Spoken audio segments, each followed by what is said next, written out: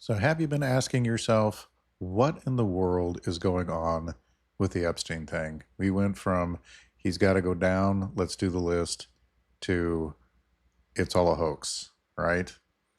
And what other bizarre things are going on in the world? Well, if you want to stick around and find out for our top three stories of the week, which is going to be slightly different tonight, then hang around and you find out. Come with us, Pilgrim's Great Chronicles, Robert Clark, your host. You're listening You're listening to Rims Gray Chronicles top three stories of the week.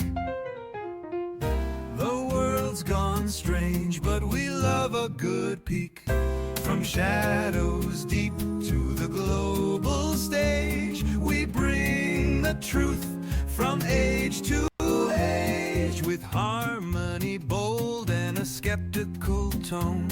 We dig up the news they don't want known. So stoke the fire and have a seat. This week's top three can't be beat. Pilgrim's Gray Chronicles. All right, folks. It is Friday night, and I would like to, before doing anything else, apologize for Wednesday night's show because I feel bad because it's all about you Wednesday. It's all about what you send me, your emails, your comments, everything. And for whatever reason, I didn't know what else to do, but just go ahead and do tonight's show as a rehash of Wednesday, only with the microphone operating properly. I don't know why it didn't record. I looked through all my settings and I just restarted everything, and I've done some tests. So now I know it's operating. And I would have done tests Wednesday night. I guess I need to test at the intro of every show just to make sure. But it is working. And so I'm going to redo Wednesday's show, except I'm going to use some new video and audio that's been sent in because it goes more along with this combination tonight of Wednesday and Friday, because we have some stories that I want to get into that I wanted to do for the Friday night show, and it just happens to coincide with some things that people have sent in. So hopefully you didn't get too freaked out about what happened Wednesday. If I could go back and just redo the audio, I would, but I can't because it didn't record at all. But like I said, we're fixing it right now. So why don't we get started? One of the things I wanted to do was comment on this here on my Facebook feed from Jeremy Stone, because I know a lot of people are talking about this, and this will feed right into our first video that I'm going to share with you. But I'm going to share this one thing with you, then I'm going to go to your comments, and then I'm going to go to the video that coincides with Jeremy's thing right here. So, Jeremy, if you're listening, welcome to the end again. And I know you're a busy guy, so you may not be listening. I don't know. And I know you're trying to get your by their fruits you shall know them thing up and going again. But this comment here, he says, to be honest, I think the whole Epstein victim parade is a psyop to bring validity that Trump isn't on the list. But here's the thing. I've never thought that Trump is on the list. My view is, but just by looking at all of his associates, which I don't want to mention because I think it's part of why I'm being throttled, but you know some of the family name, initials JC, or is it K? Now I can't remember. It might be JK. Either way, it's family. And the background is this. I don't think that he's on the list. I think he helps create lists like this. You see what I mean? This is his leverage. This is how the power is maintained, is this leverage of blackmail, right? Money is great, but for these kind of people, blackmail is way more powerful. And so, and if you dig deep, and I've gone into this in other past shows about, the Committee of 300 and the whole blackmail organization and the Illuminati and how they just went right into the other organizations and renamed themselves like the CFR and so on. And If you want to check that out, you can go into our other videos. But I have spent literally uh, 2 hours explaining how they just went by different names, but their their MO is almost always the same, right? And I think it stems all the way back to Mount Hermon, right? The oath. They all took an oath of mutual implication. It's kind of like the whole um, where we go one, we go all. We're all in this together. We all swore an oath, and I think they're all following the same sort of operation as the one who started it all, right? The one who seems to kind of keep his gloves off so he can't get into trouble, but everybody else that he spreads his slander and lies and gets them to believe, and then they go and do the deed while he sits back and observes, and his will gets done. And I, of course, am referring to the architect, the uh, God of this current age, Prince of the power of the air. And nowadays, I think because of the permission granted to him by the rightful rulers of this planet, us, he engages in whatever he wants to now. Before, I don't think he did. I don't think he was one of the originals that uh, got busted mating with human women back at Mount Hermon or thereafter, or even shortly thereafter. I think later he might have, for various reasons, gotten involved with that. I mean, Jesus seemed to associate the adversary, the primary one, with Zeus, and we know that Zeus slept with multiple women. Uh, some just literally sort of rape. Maybe not violent, but I mean, came in and, you know, into the room and just took her right there. So, however, all of that may have gone down, the point is this: it's the same sort of thought process. You keep your hands clean, but you remain powerful, rich, and so on, while you take lesser people than you and get them into compromising positions. Or if that doesn't work, you can always threaten their families once they get into the in crowd, and it's not a kind of person you want around. You can still threaten their family, right? So, at any rate, we will get to the video involved with that. But first, again, this is about you, and so let us get to your emails and comments. So the first comment comes from a John Nuck, who says, on our Satan's Little Season theory debunked. It's a negative comment. Most of these Satan's Little Season comments are, which I get. It is a very, very popular theology right now. It's burning up the charts, and it's going to be a topic that gets, both sides stepping in, right? So he says, you clearly haven't dove into this topic deep enough. Of course not. I've only done like literally 8 to 12 hours of video on this, digging in deep. Anyway, you're chuckling when referencing the notion that we've been lied to about his story, insinuates that you somehow believe the narrative that the old world architectural marvels were connected by horse and buggy folk in record time. Then there's the star forts, which, by the way, I don't. I've said it repeatedly in multiple videos that I don't believe that Donkeys Incorporated. Yes, I listen to my lunch break just like a lot of other people do. I'm very well aware of all of these things going on all over the planet, from, the melting of rock to, things that just seem out of place, buildings that allegedly were built in 2 years that there's no way in God's green earth we could do today in 2 years. I get it all, and all the stories behind it, right? Like, the multiple fires and the weird names associated with it, and the ridiculous explanations that seem to come from, AI. I get it all, and I agree with it, but I just don't come to the same conclusion you do about it being the little season, and for good biblical reasons. He continues, there's the star forts, ether, free energy. We just decided to go backwards to petroleum-based fuel and medicine.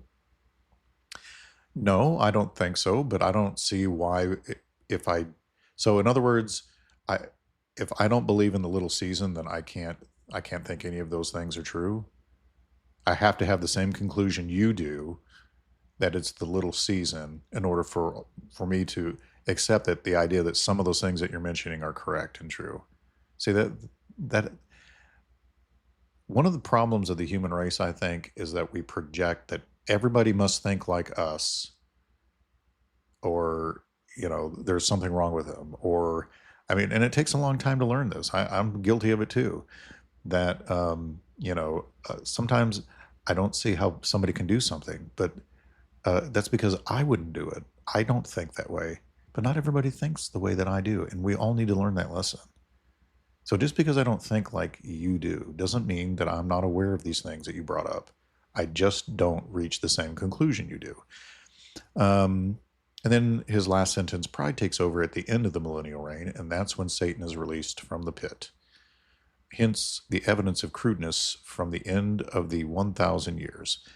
I mean, I would only ask, what 1,000 years? What 1,000 years was a reign where the word of God spread all throughout the world, and the knowledge of the God was there, and it was an era primarily known for peace on earth.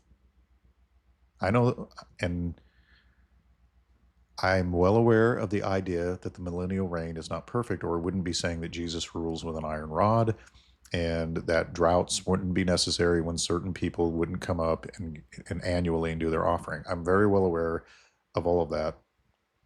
But there still was never, after AD 70, a 1,000-year time span where anything even remotely close to that happened. All we have is strange buildings, architecture, weird technology that could just as easily be explained by something else, which I go into in my video entitled, If It's Not Satan's Little Season, Then What Is It?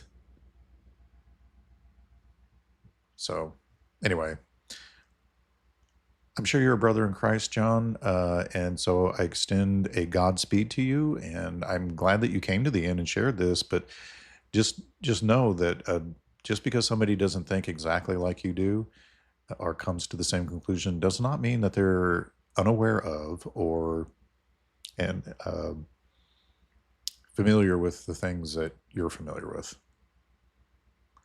I'm well aware that many people know more than I do about the subject, but that's not the point. The point is, we can't assume that just because somebody doesn't agree with us that they don't know anything, or they haven't dove into the topic. I mean, it's like, unless I agree with you, then I haven't dove into it enough.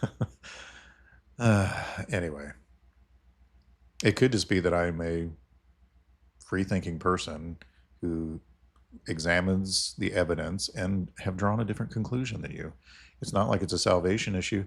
I think there are different ideas, and they all seem to draw good fruit. But as I have heard recently, it seems like all conspiracies ultimately seem to lead, if you're searching for truth, to Christ.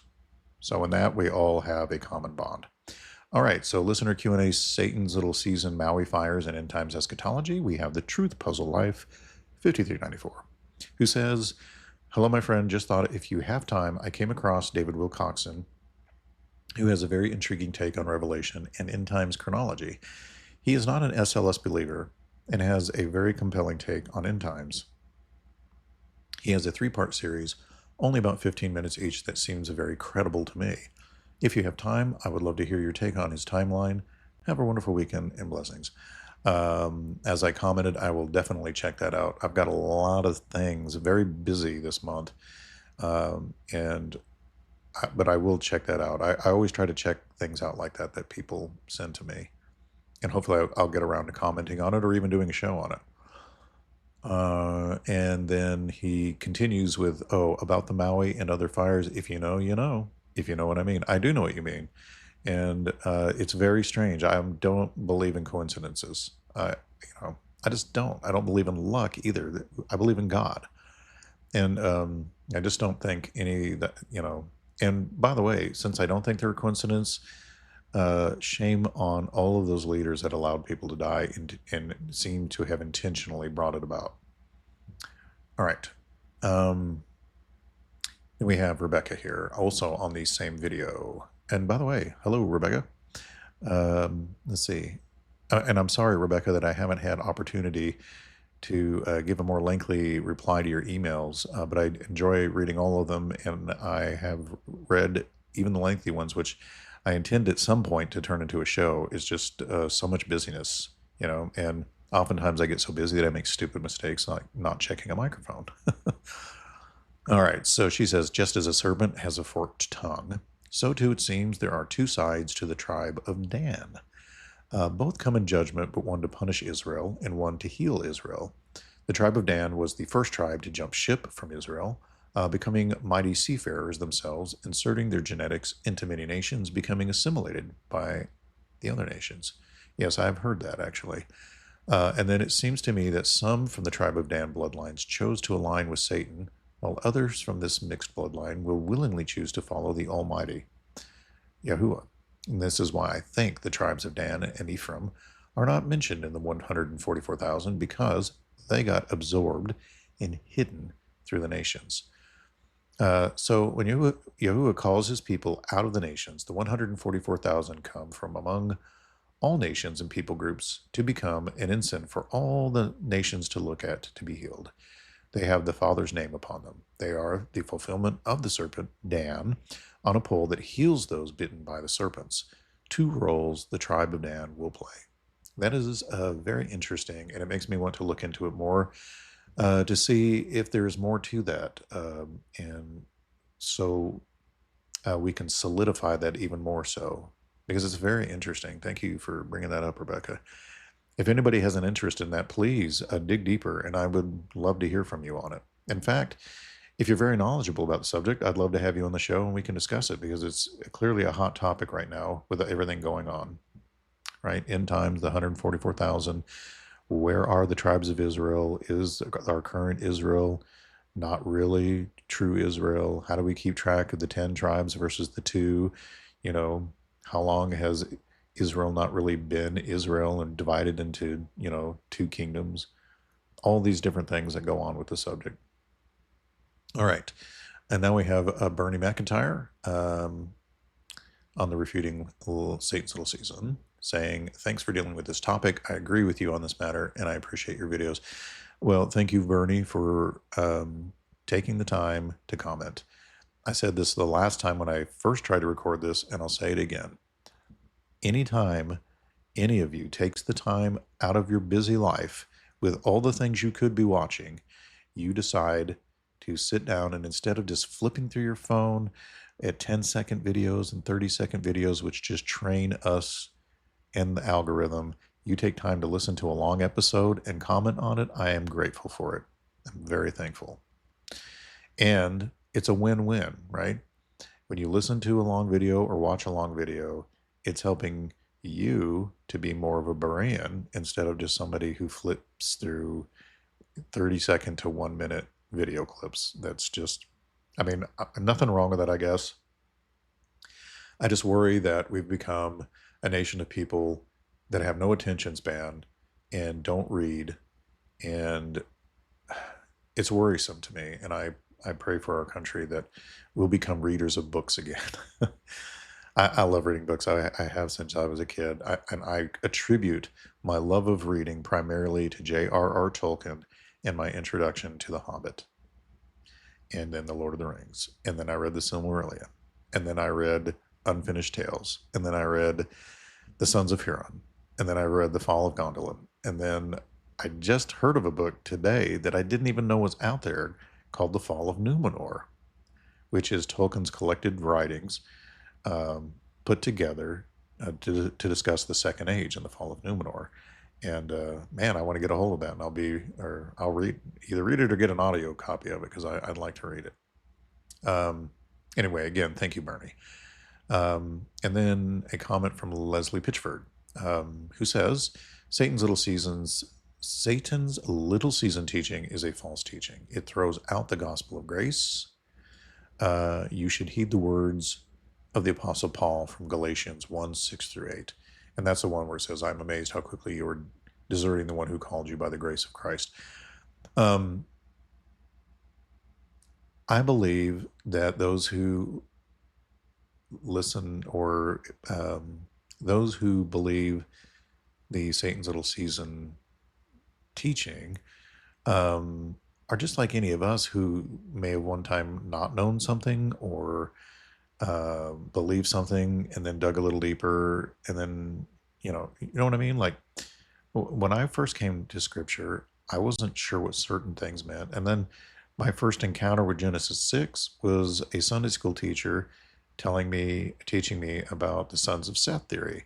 I thought it was odd and it didn't make sense to me. And I remember them relating it to the angels in heaven who neither give in marriage, so that it's not possible for them to have sex. And I thought, well, that's odd. I mean, angels can seem to do just about anything else. And the men in Lot clearly thought that they could engage in sex with these angels that came down. And angels seem to be capable of eating and engaging in the physical world. Why wouldn't they be able to do this thing, you know? And as I dug deeper, I discovered that my God given instinct was correct, that the sons of God in Genesis are always in reference to the angelic kingdom. They are directly created by God. The only human I know of that was called a son of God, aside from Jesus, of course, but in a different way, was Adam, because he was directly made. Probably didn't have a belly button either, but maybe neither did Eve. So that'll be weird, right? To see them possibly in heaven with no belly button. Anyway, let's thank you, Leslie, for commenting and hanging at the end. I hope you keep coming back and share. I don't say that enough because I don't like pestering you with it, but the show doesn't grow and reach other people, and we don't have as much of an outreach unless people share, like, leave 5-star reviews, and so on. So please do that, and I appreciate it. And then, and also those of you who've already subscribed, thanks to all of you, every one of you. I know some have asked, you don't really have any way to support you. I do have, clothing and products and things like that, but a lot of people don't like to do that because, and I don't blame them. A lot of it's overpriced because, I include the price of, I pay the shipping basically for people. So my prices are a bit higher, but you don't pay shipping. And there's other ways you can support. If you ever see books that I have used on certain videos, you can, do your own research by getting one of those books, and I get a commission off it. It doesn't cause the book to be any higher in price, though. So don't worry about that. All right. And then, Ivan, thank you so much for your kindness and greeting Tracy to the inn. Pilgrimsgrey Inn, Pilgrimsgrey Chronicles. And then, for those of you who want to check it out on our Feast of Trumpets 2025 Rapture Watch, not date setting, just watching like we do every September. I guess I'm going to have to do a video on the Rapture at some point because there seems to be so much confusion about it. Yeah, I may do that. I don't know. We'll see. It clearly needs to be done because there's just so much confusion. Everybody's jumped on the bandwagon with the John Darby thing and dispensationalism and tied, John Darby to this girl and her vision, even though hers was a, post-tribulation vision. So it makes no sense. But we'll look into all that. If it matters, there are early church fathers that specifically mention a rapture, and one of them a pre-tribulation rapture. So it's not as if this is something that just came out of the 1800s. All right. But we'll go into more detail, right? And by the way, never take mine or anybody else's word for anything. You get into Scripture, you dig through it all. Don't just do it to confirm what you already believe. Read everything on the subject you can find. That's the best way to go about it. Don't just do confirmation bias. All right, and then Rebecca comments on this one too. As I look at the state of the church, she says, I see too many who are married more to the world than to the bridegroom. We read in 1 Peter 4:17, for the time is come that judgment must begin at the house of God. And if it first began at us, then what shall be the end be of them that obey not the gospel of God? She continues, I can see a catching away of the first fruits, who stand with the Lamb on Mount Zion. But for the most part, it seems the house of God will experience the judgment first. Yeah, well, I mean, many are experiencing that judgment all over the globe, right? I really feel like I don't remember what show I was listening to, but somebody brought up how we in this country have a tendency to look at how badly others are suffering and feel bad for them and pray for them, and we want to send missionaries. But this person brought up the idea that many overseas look at us and say, no, we're the ones in trouble because we are so blessed in this nation. We're like the church that thinks that it's rich, but it's poor, and that they see when they're blind. And we have too much luxury and ease, and we're not grateful for it. We're more like, of the 10 lepers, we're the 9 that went away all happy and just didn't give another thought to Jesus as we left. And then there was the one leper who turned around and came back and worshiped at his feet and, thanked him. I find myself thanking Jesus and the Father and the Spirit on a regular basis way more often these days. Every time I think about it in my heart, my mind, and with my mouth, all of it all together. And I think that's what it means to pray continually, right? We should always be thinking of God, right? Everything we say, do, and he's always in my head. And it's the times when I'm distracted and I'm not thinking about him that I usually screw up and use a wordy dirt in traffic. That's where I probably use most of my wordy dirts when I use a wordy dirt, is somebody cuts me off in traffic and almost gets me killed. Yeah. And then I wind up apologizing to God because I immediately realize there was no point in me, saying that. So I would like to get to a point where my first reaction or instinct isn't to do something like that. But God is still working on me, right? Took him just a week to make the moon, stars, Earth and Venus, Mercury and Mars. You know the song, the kid song, but it's great theology, right? He's still working on all of us. And now, to get a little bit off subject, to answer the writer of Gallifrey on our gaming conversation, because I never got back to him on this last one. That's right. I am a gamer. I don't watch sports. I don't watch TV, except with my wife. We watch some shows. Like right now, we're currently watching The Nautilus,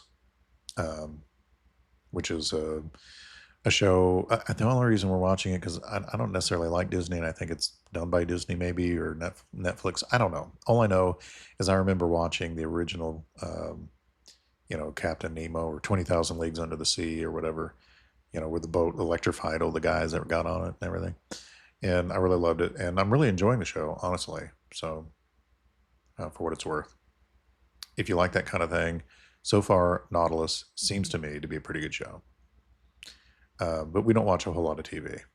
We're usually reading or, studying things on our phones or that kind of a thing.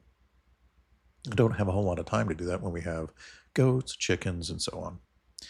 So anyway, the writer of Gallifrey, in our conversation, we did a back and forth about games. I play some with my sons. Currently, I'm playing Path of Exile 2 occasionally. We kind of haven't played in a while, waiting for the new season to come out, which just dropped. But he brings up a different game, and sorry that we're, this is kind of non Pilgrimsgrey Chronicles related, sort of, but this is your emails and comments, and so I care about you guys and you being heard. So here's the question, or the statement in question.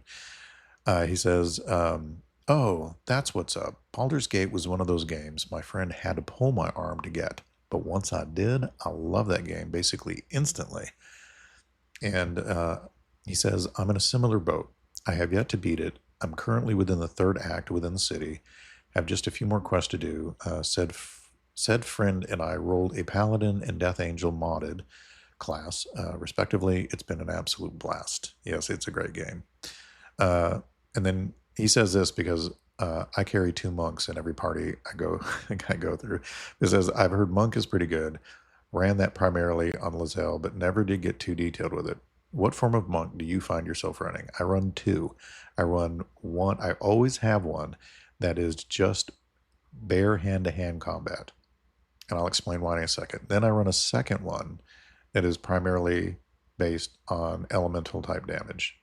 And the reason I do this is because if you've ever played the game, you have to spread your damage out because you never know if something is going to be completely immune to it. The other thing I do for survivability and because I believe the best defense is a good offense is I have one of the things you can do is select a certain trait for your character as you're developing it. And I select for every one of mine not being able to be surprised and virtually always getting the initiative roll. And this ensures when you have that selected that you almost always get to attack first. Not always, but in most cases, you're going to get to attack first. And in this game, that is everything. Because if the enemy manages to stun, silence, and whatever powerful members of your party, you're screwed. And so if you get the chance to do likewise first, then you stand a much better chance of surviving.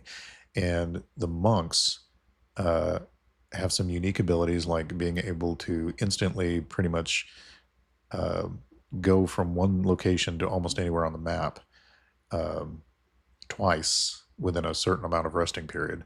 Plus, they can attack multiple times, stunning targets with the hand-to-hand thing and doing massive damage. You wouldn't think so. He's not carrying a weapon. But when you first knock somebody unconscious and then hit them again, the damage impact from it is massive. It's almost always a critical strike. And so that's why I do the monks. And they have other abilities that come in very handy, believe it or not. So I hope that answers your question, the Rider of Gallifrey. And if you need any other tips in the game that will help you to survive, just let me know because I've played it plenty and I'm happy to help. You can just email me personally if you want at pilgrimsgrey@gmail.com. If you don't feel comfortable putting it in the comment sections that I might read on air. So, all right, let's go to our Monday video, Forbidden Knowledge of the Upkalu.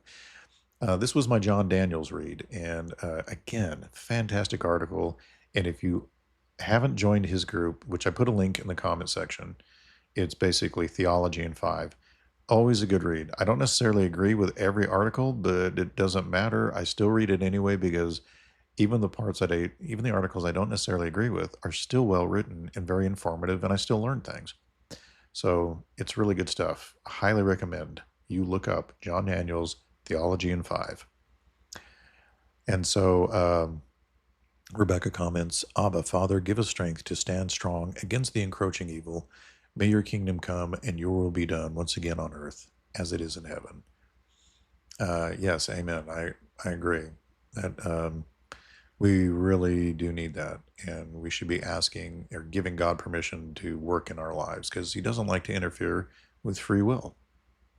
So at least not in this current state of things. Maybe one day he will. All right. And this is from Tis Written.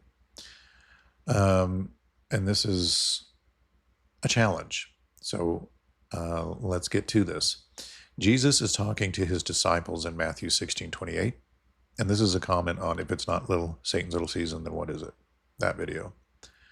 And he says, you say that he fulfilled his words 6 days later with the transfiguration event. My question to you would be, which of the disciples died in that 6-day period? Because it says some standing here indicates some die and some don't in the period between his words and the Son of Man coming in his kingdom. I'm a little confused at what you're trying to say here, but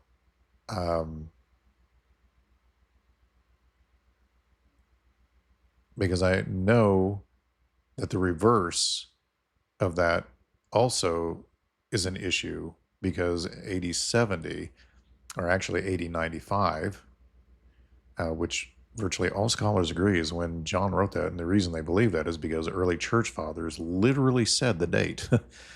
And that, well, you can tell the date because of who they said was ruling when John wrote it. And it would have been around 90 to 95 AD, 20-something years after the destruction of the temple. And it doesn't matter that he didn't mention the destruction of the temple.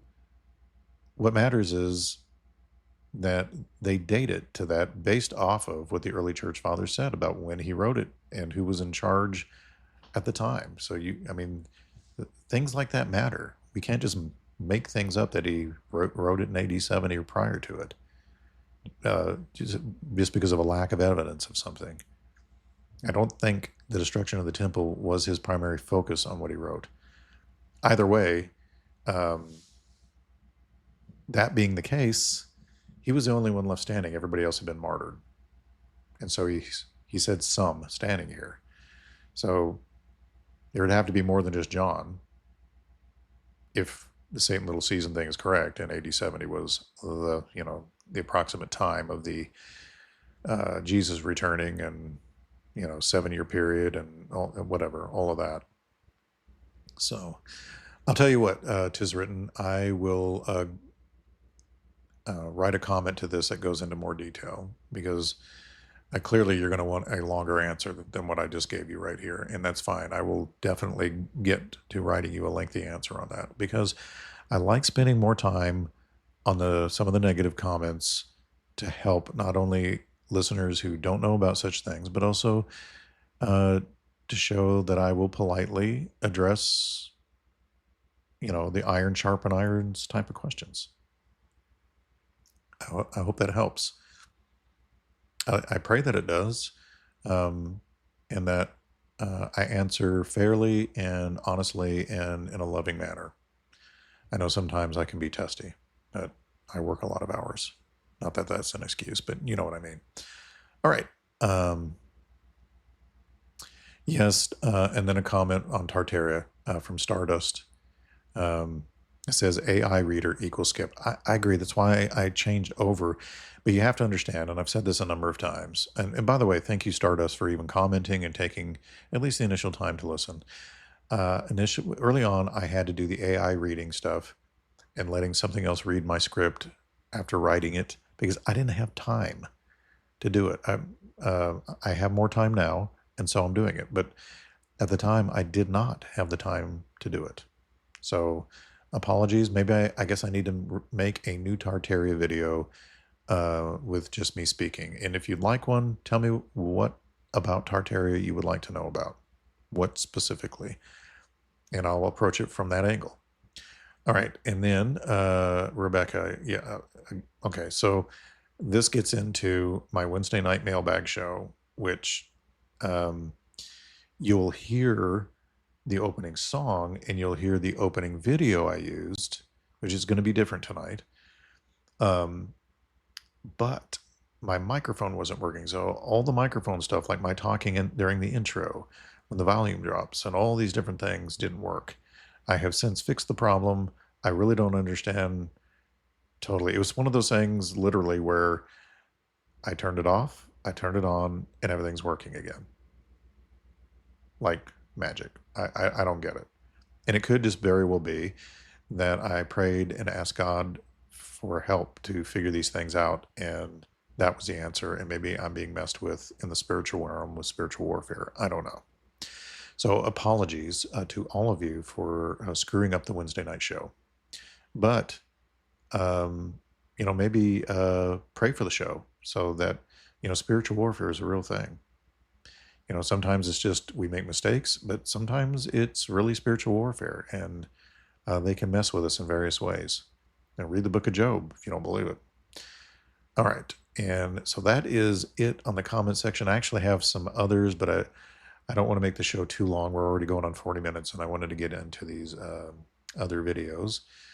I literally have a debate in another comment section somewhere with somebody regarding a pre-trib rapture versus no rapture versus post-millennial rapture. That's why I think I just really need to do a show on it, and that's probably what we'll do. So let's get into these videos, shall we? Kaboom. All right, so Instagram. This is, I bring this up because I wanted to do a story on the surveillance state. It is going to increase, just so you know. It's going to be worse than the 1984 nightmare of the book. And it's already starting. I want you to hear this senator. I mean, I don't necessarily trust any senator, but even they get their little pants in a wad when they get to experience the same things that we do, right? So this guy got bent out of shape about this crooked little scheme that some of the airports were doing, where you give them your photo ID, like driver's license, and scan it in the machine, and then they tell you, well, you can't get your, because you've already scanned your ID into here, you have to do the facial recognition software stuff. And he was like, no, I don't. And they were like, yeah, because you did this, you have to do that. Anyway, give it a listen. Here we go. Darren Jeff Merkley here, and I'm here at Reagan National Airport, and I just went through the security checkpoint. And they have a new system to try to make sure that you do not use your driver's license or document instead of using facial recognition. They tell you to put your driver's license into the scanning machine, and then after you put it in and they tell you to step in front of it to get a photo, they proceed to say, well, you can't do that. You have to have your photo taken. And when you say, well, I'm just using my driver's license, and they say, no, you start the process by putting your driver's license in the machine. And at that point, you have to use facial recognition. And I said, well, I'm opting out of that. And they said, well, too bad. You have no choice. Well, this no choice strategy is exactly what we've been saying that TSA is after, trying to eliminate the ability to use just a driver's license. The manager called over the manager. The manager proceeded to say, well, I know this doesn't make sense, but we have a new policy here, and once you put your driver's license in the scanning machine, you have to go through facial recognition. Even if you step out and step back, sorry, you have to use facial recognition. And so I said, no, that's not the law. You don't have to use facial recognition, and you're misleading people if you tell them to put your driver's license in the machine, and then you tell them because you've done that, you can no longer use your driver's license instead of facial recognition. It's insane. This is big government coming to take away your privacy, trying to set up a national surveillance system using your faces, using the airports as the key mechanism. I will continue to fight this every step of the way. And yet, because he's a senator, that he probably won't really. So one of the things I found interesting about this one is this comment right here. Help me understand. What is the concern with facial recognition?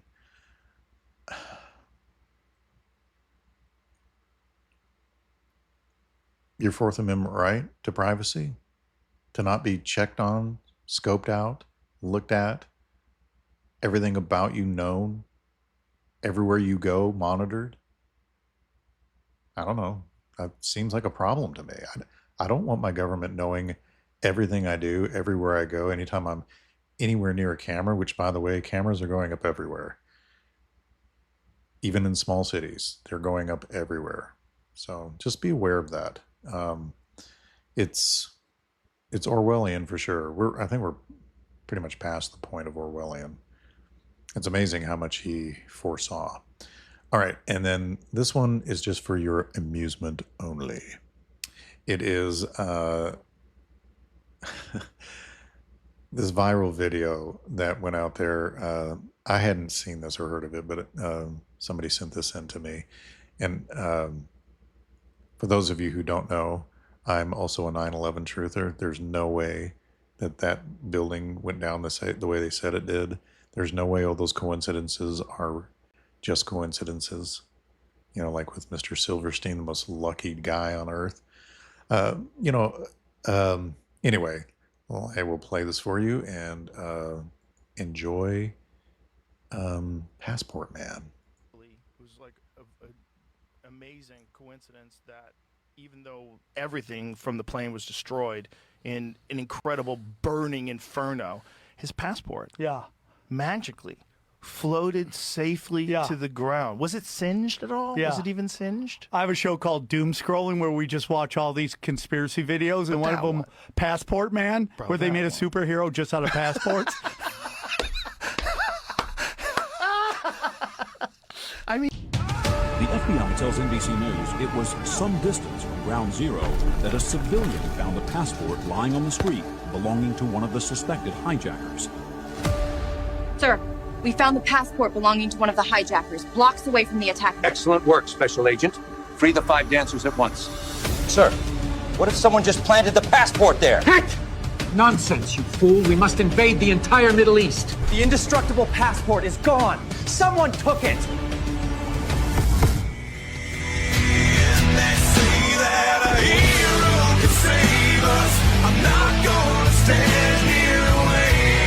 Who is Passport Man? Did he steal and then reverse engineer the indestructible passport of one of the hijackers? If they made buildings out of passport paper, maybe they'd still be standing. Now I've got to make sure this never gets used the wrong way again. It was like So there you have it, Passport Man. Yes, the magical passport that perfect condition just flew out of the plane, out of the guy's pocket. Just happened to be on the street. It's a miracle, a true blue miracle. Did you catch the free the dancing 5? That was great. If you know, you know. All right. And then this delightful video, also fairly amusing. I can't remember who sent this in, but this is pretty crazy and funny too.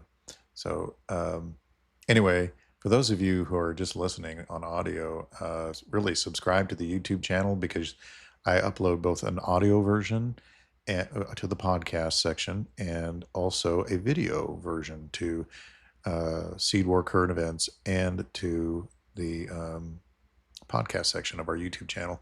We also have a Rumble channel if you prefer that, where I'm only uploading video to Rumble.